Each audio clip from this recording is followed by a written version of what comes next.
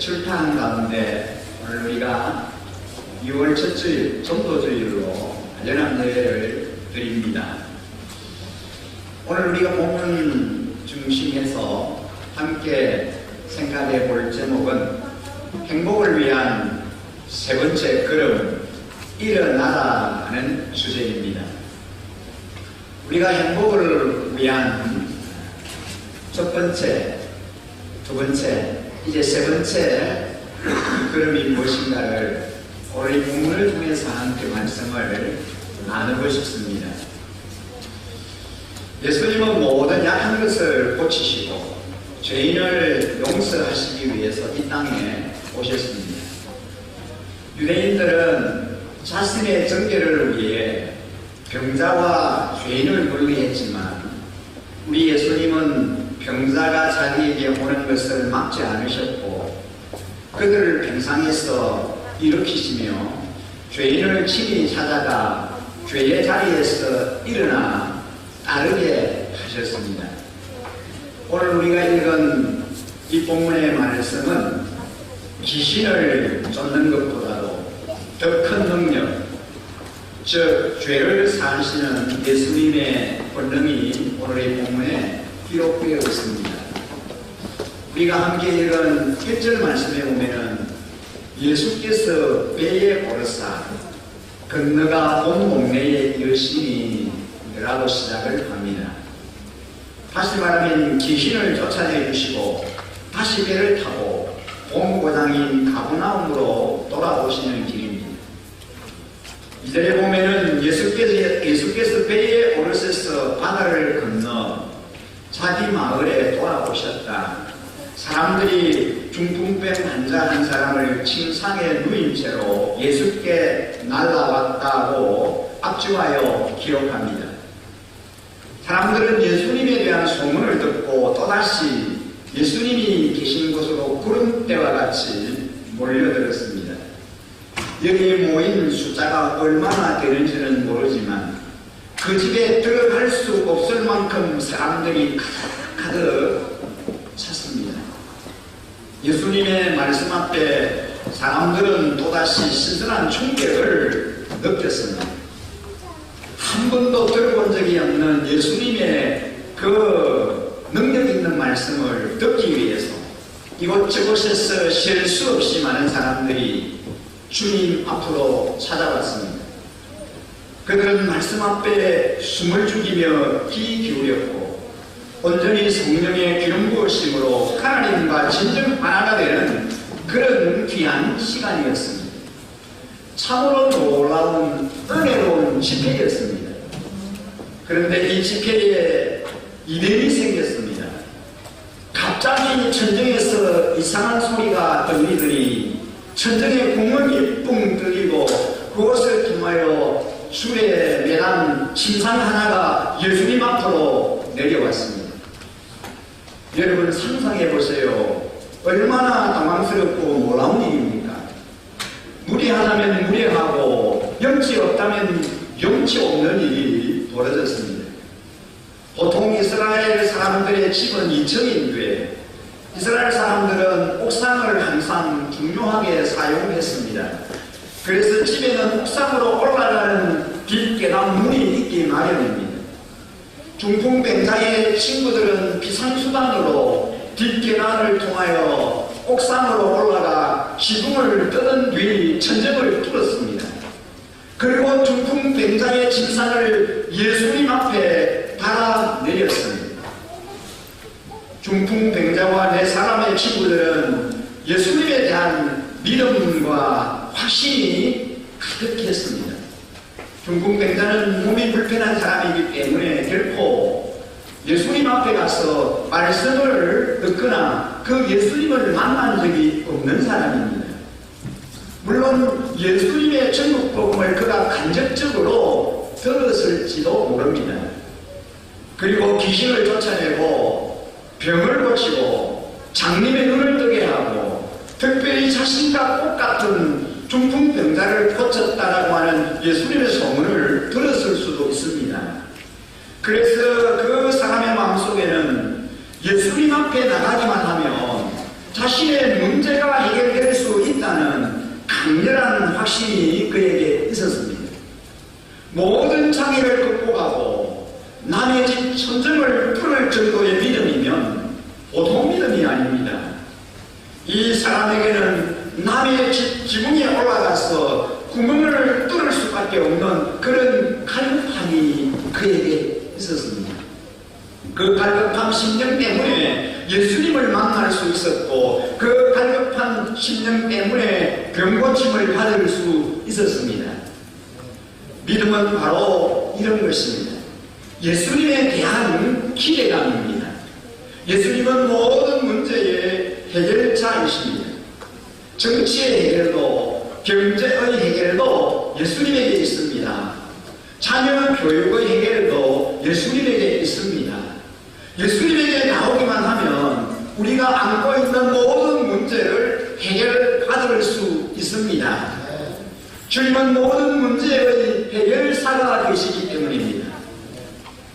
오늘 이 본문에 나타나는 5 사람에게서 우리가 발견하는 것은 그들이 불가능을 극복하였다라고 하는 사실입니다. 믿음은 사절이나 불가능을 극복하게 합니다. 그들이 예수님이 계시는 집에 도착해 보니 도대체 예수님께 따라갈 방법이 없었습니다. 예수님께로 그 친구를 데리고 갈 수 있는 길이 보이지 않았습니다. 아주 심각한 고민에 빠졌습니다. 도무지 다른 방법이 보이지 않았습니다. 우리가 신앙생활을 할 때에도 여러 가지 종류의 불가능이 많이 우리 앞을 가로막을 때가 있습니다. 많은 종류의 불가능이 우리가 부딪힐 때가 있습니다. 앞뒤가 보이지 않습니다. 캄캄합니다. 해야 하느냐 포기해야 하느냐, 이런 심각한 상황에 부딪힐 때가 있습니다. 믿음은 기적을 보게 합니다. 저들에게 믿음이 없었다면 중풍병자의 친구들은 적극적인 생각을 하지 않았을 것입니다. 믿음이 있었기 때문에 그들은 이런 절망 앞에서도 포기하지 않고 문제를 해결하려고 노력을 했습니다. 그러나 방법이 없었습니다. 그래서 그들은 제3의 방법을 선택했습니다. 지붕으로 올라가기로 결정했습니다.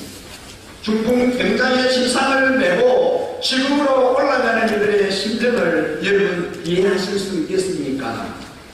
남의 집 지붕에 올라가 침상을 뚫기 시작하면 어떤 일이 발생합니까? 집안에서 말씀을 하고 계시는 예수님에게 방해가 됩니다. 그곳에 모인 수많은 사람들에게 엄청난 신뢰가 됩니다.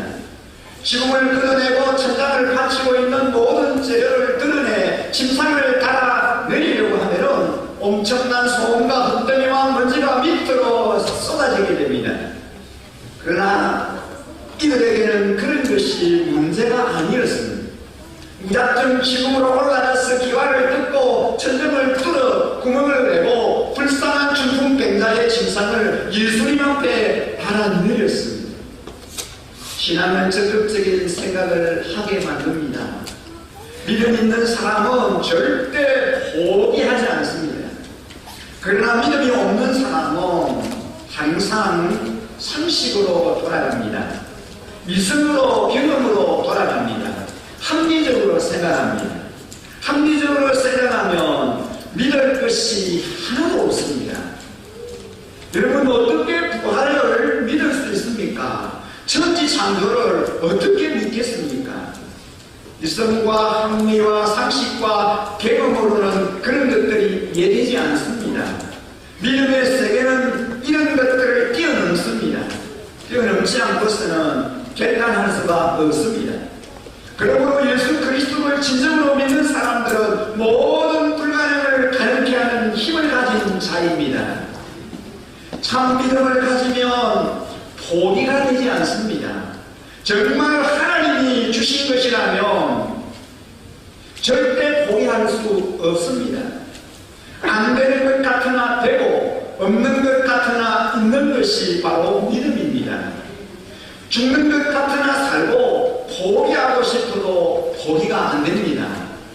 믿음의 일인데 포기하려고 한다면 여러분 절대 포기하지 마십시오. 그것은 믿음이 아닙니다. 믿음은 제3의 길을 하나님이 보여주십니다. 믿음은 제3의 길을 가게 하십니다. 본문에 등장하는 이 사람들의 믿음은 불가능을 가능케 하는 믿음일 뿐만 아니라 행동하는 믿음입니다. 어떤 사람들은 되게 믿음을 가지고 시작하였는데 알면서도 행동하지 않는 경우가 참 많습니다. 그러나 자기들이 믿고 확신하고 있는 바대로 실제 몸으로 행동했습니다. 이들을 통해서 우리가 배울 수 있는 것은 믿음은 좋은 친구를 만난다는 사실입니다. 참 믿음을 가진 사람들은 믿음의 친구를 갖게 됩니다. 나쁜 친구를 멀리하게 되고 좋은 친구를 갖게 됩니다. 이 정통병자의 친구들은 친구의 병을 고쳐주기 위해서 자기 일처럼 뛰어들었습니다. 우리가 읽은 본문 마태복음 9장 2절에 보면 저희의 믿음을 보시고 라고 주님이 말씀하십니다. 예수님께서 병을 고쳐주셨을 때 이 중풍병자의 믿음만 보신 것이 아니라 저희들의 믿음을 보셨다라고 말씀합니다. 그래서 공동 집단의 믿음이 참으로 중요합니다. 교회에서도 한 교인의 믿음도 중요하고 우리 개인의 믿음도 중요하지만 교회 공동체 전체의 믿음 또한 참으로 중요합니다. 공동체가 같이 어떻게 생각하고 어떻게 고백하고 어떻게 주님 앞에 나아가느냐가 중요합니다. 우리가 성경을 보면은 사도행전의 오순절날 성령이 마가요한의 다락방에 임하였을 때 개인에게 임하지 않았고 그곳에서 마음과 뜻을 같이하여 저저 기도하는 120년 모든 성도들에게 충만하게 임하였다라고 하는 사실을 우리는 기억합니다. 성령이 개인에게 임하였다 하더라도 그것은 공동체와 관계가 있습니다. 그러나 우리들의 신앙은 너무나 개인주의적이고 이기주의적입니다. 공동체적인 생각이 개혁되어 있습니다. 예수님은 공동체를 좋아하십니다. 여기에서도 한 병자와 네 사람의 친구 관계를 볼 수 있습니다. 그들은 결사적으로 예수님 앞에 나와서 믿음의 모험을 하였습니다. 오늘 우리가 읽은 이 본문에 소개되는 예수님의 반응은 어떠합니까? 구약 이들에 보면은 사람들이 중풍병 환자 한 사람을 침상에 누인 채로 예수께로 날아왔다. 예수께서 그들의 믿음을 보시고 중풍병 환자에게 말씀하셨다. 기운을 내라. 아이야, 네 죄가 용서받았다. 라고 말씀합니다. 예수님은 지금 일어나고 있는 이 사건을 순식간에 은혜로운 사건으로 바꾸어 버리십니다. 불중들은 이 사건을 보고 화가 나고 오해도 하였을 것입니다. 예수님도 마음이 상하셨을지도 모릅니다. 그러나 예수님은 그들의 믿음을 보시고 전혀 문제 삼지 않으셨습니다. 여러분, 우리 가운데 무슨 일이 생기면 어떤 일이 생기면 문제를 만들려고 하지 말아야 합니다. 문제가 커지지 않게 해야 합니다. 분명히 문제 삼을 만한 일입니다. 문제 삼을 만한 사건입니다. 그러나 예수님은 문제 삼지 않으셨습니다. 그렇다고 적당히 넘어갔느냐 하면 그렇지도 않습니다. 오히려 이 사건을 성화시킵니다. 그렇습니다. 우리는 오늘 우리에게 부딪혀오는 고난의 문제, 갈등의 문제를 성화시켜야 합니다. 더 높은 차원의 것으로 만들어내야 합니다. 땅의 문제는 하늘의 뜻으로 풀어야 합니다. 세상의 문제는 영적으로 풀어야 합니다. 그래서 은혜롭게 바꾸어야 합니다. 예수님 어떻게 바꾸셨습니까? 이 문제를 예수님 어떻게 바꾸셨습니까? 예수님은 그들의 믿음을 보셨다라고 말씀합니다. 무례한 행동을 보신 것이 아닙니다. 도대체 이게 무슨 일이냐? 어떻게 이런 일을 할 수 있느냐? 그런 시각으로 보시지 않았습니다. 행동은 무례하지만 예수님이 보신 것은 그들의 마음 중심이었습니다. 예수님은 그들의 중심이 순수함을 아셨습니다. 보셨습니다. 행동은 엉망이었지만 그 중심의 동기가 순수한 것을 알았습니다. 마음이 진짜 순수하고 진실한 사람은 행동이 나쁘더라도 고쳐집니다. 중심이 살아있기 때문입니다. 중심이 바르기 때문입니다. 중심이 순수하기 때문입니다. 지금 이 중풍병자와 친구들은 예수님의 설교가 못마땅해서 방해하러 그렇게 행동한 것도 아니고 그렇게 들어온 것 아닙니다. 나보다 먼저 들어와 있는 사람들의 우선권을 무시하는 것도 아닙니다. 이런 예수님을 만나야겠다. 이 길 외에는 길이 없다라고 하는 것이 절대절명의 맹제였습니다. 예수님을 만나지 않으면, 예수님을 경험하지 않으면 이 문제가 해결을 받을 수 없다라고 하는, 예수님 앞으로 나가지 않으면 이 문제가 해결받을 수 없다라고 하는 절대절명의 위기에 그들이 당면에 있었기 때문입니다. 그래서 이들은 제3의 방법을 선택할 수밖에 없었습니다. 방법은 무례했습니다. 예수님의 마음의 중심을 보시고 그들을 축복해 주셨습니다. 결과적으로 그 병자는 깨끗이 나았습니다. 주님을 만나 이 모든 이들이 지켜보는 가운데 일어나 실려왔던 침상을 들고 돌아갔습니다. 그래서 설교를 듣는 것보다 더 놀라운 은혜를 그들이 받게 된 겁니다. 모든 문제를 이렇게 귀하게 영적으로 승화시켜 보니 본인도 복받고 보는 사람도 은혜받고 예수님도 기분이 좋으셨습니다. 여러분, 이것이 바로 복음입니다. 우리 예수님의 반응은 부당이들의 예수께서 그들의 믿음을 보시고 중풍병자에게 말씀하셨다. 기운을 내라. 아이야, 네 죄가 용서받았다 라고 하셨습니다. 여러분, 병 고치는 것보다도 더 큰 축복은 죄의 용서인 줄 믿습니다. 그래서 네 병이 나았느니라고 하신 것이 아니라 네 죄의 사함을 받았느니라고 축복하십니다. 병보다 더 무서운 것이 죄의식입니다. 제일 무서운 것이 여러분 아닙니다. 바로 죄입니다. 죄가 제일 무섭습니다. 그리스도인을 괴롭히는 것은 죄의식입니다. 그래서 다윗은 시편 32편 1절에서 복되어라, 거역하는 죄 용서받고 허물을 받은 그 사람이요 라고 말씀합니다. 지금 사람들의 문제는 돈의 문제가 아닙니다. 지금의 문제도 노사의 문제도 아닙니다. 제일 중요한 것이 죄의 문제입니다. 그런데 사람들은 다 이 죄를 감추고 있습니다. 죄의 삭은 사망이라고 했습니다. 죄의식은 죽음의 의식입니다. 죄의 문제를 해결하지 않는 사람에게는 죽음의 그림자가 끊임없이 그의 영혼을 좀먹고 있습니다. 예수님께서 이 중풍병자를 보셨을 때 이 사람의 문제는 중풍병이 아니라는 것입니다. 바로 죄의식이었습니다. 죄의 문제였습니다. 내가 죄를 지어서 이런 병에 걸렸다, 이런 생각을 가지고 살아가고 있습니다. 그 당시에 유대인들에게는 그런 그 의식이 참 많았습니다. 선생님, 이 아이가 태어날 때부터 소경이 된 것은 자기 부모의 죄 때문입니까? 자기의 죄 때문입니까? 라고 주님에게 질문했습니다. 모든 병이 죄 때문에 왔다, 그렇게 생각하는 그런 경향이 있었기 때문입니다. 그래서 이 사람은 내가 중풍병 걸린 것은 내 죄 때문이다라고 하는 그런 죄책감이 그를 사로잡고 있었습니다. 이런 죄책감이 이 사람을 완전히 얽어매고 있었습니다.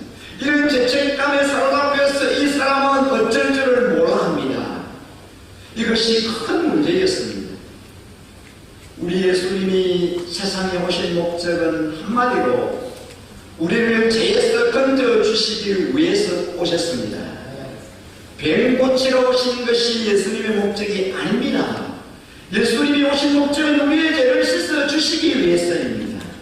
죄 씻음 받은 경험이 있으면 죄책감에서부터 해방됩니다. 병 고치는 것은 당연한 것이고 그 병을 고침으로 인하여 모든 죄 문제까지도 깡그리 주십니다. 죄책감에서 해방되면은 마음의 평화가 오고 기쁨이 찾아옵니다.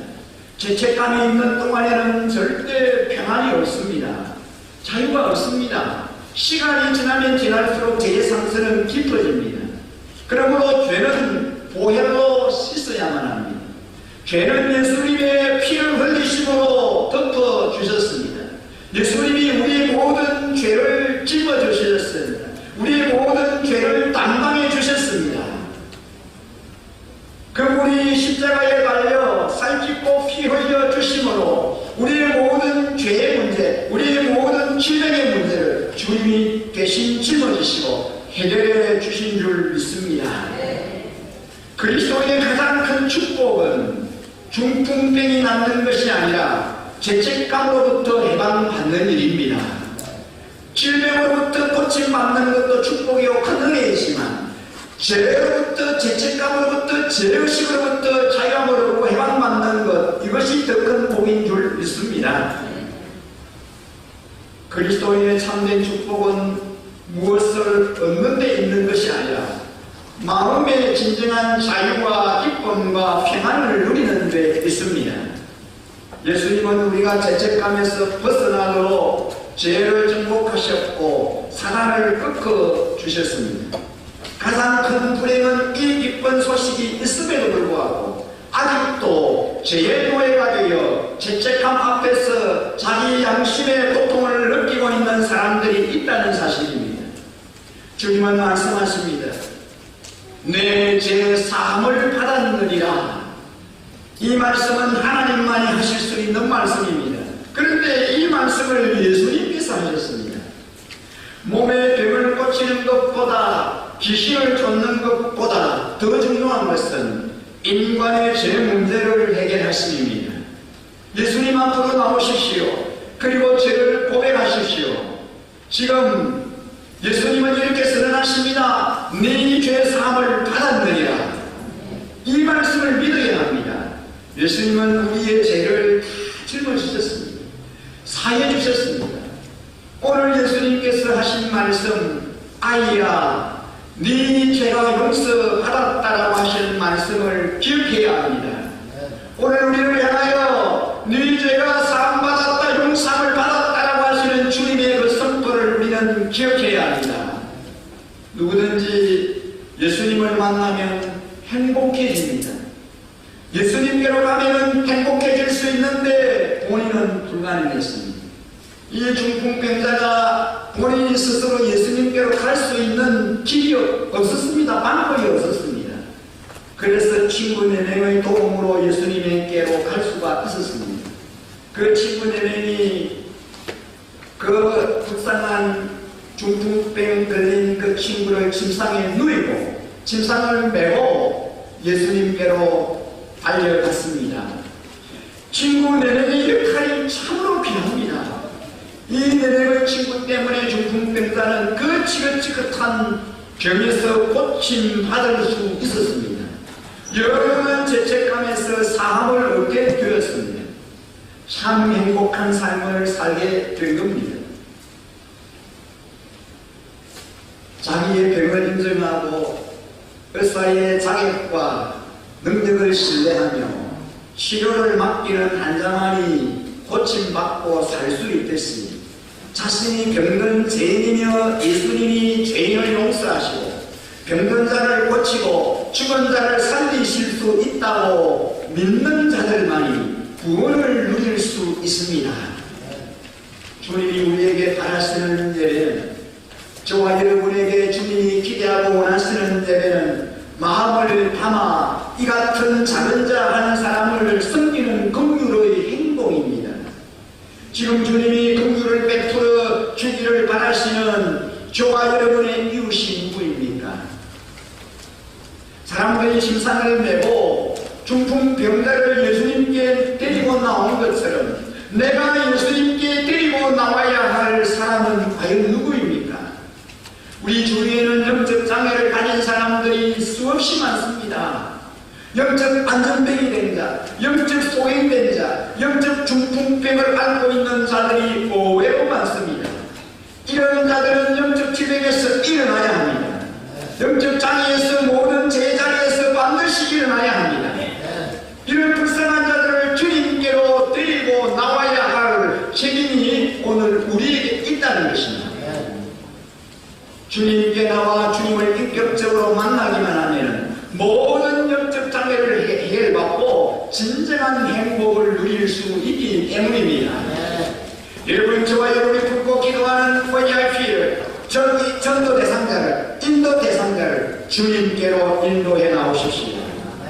오늘 예배 자리에 함께 나오신 우리 모두가 본문에 등장하는 은혜의 친구의 역할을 감당해야 할 자들인 줄 믿습니다. 설명들을 지나고 마음이 어려운 분들, 영적 싸움으로 힘들어하는 분들 모두 주님 앞으로 우리가 인도해 와야 합니다. 우리를 통해 소망을 잃어버린 영적 장애를 가진 자들이 주님께로 나와 구원받는 역사가 일어나게 되시기를 주님의 이름으로 간절히 축원합니다. 오늘 이 말씀을 듣고 이제 예수님을 그대로 영접하고 예수 믿기로 결단하는 분입니다. 오늘 이 말씀을 통하여 우리가 재헌신하기를 원하시는 분, 그리고 특별한 하나님의 은혜가 필요한 분들, 기도받고 축복 기도받기를 원하시는 분들, 망설이지 마시고 주님 앞으로 나오시기 바랍니다. 주님께서 우리에게 회복의 은혜를 주시고 놀라운 축복을 우리에게 허락하여 주실 줄 믿습니다. 오늘 주신 말씀을 우리가 늘 기억하면서 이 시간 우리 하나님 앞에 우리의 마음을 올려드리고 싶습니다. 우리의 고백으로, 우리의 믿음의 고백으로 슬픈 마음 있는 사람 예수 이름 믿으면 영원토록 변함없는 기쁜 마음 얻으리. 거룩하신 주의 이름 너의 방패상으로 환난 시험 당할 때에 주께 기도드려라.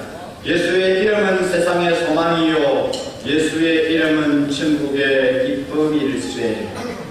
이 고백을 이 하나님께 같이 올려드리고 싶습니다.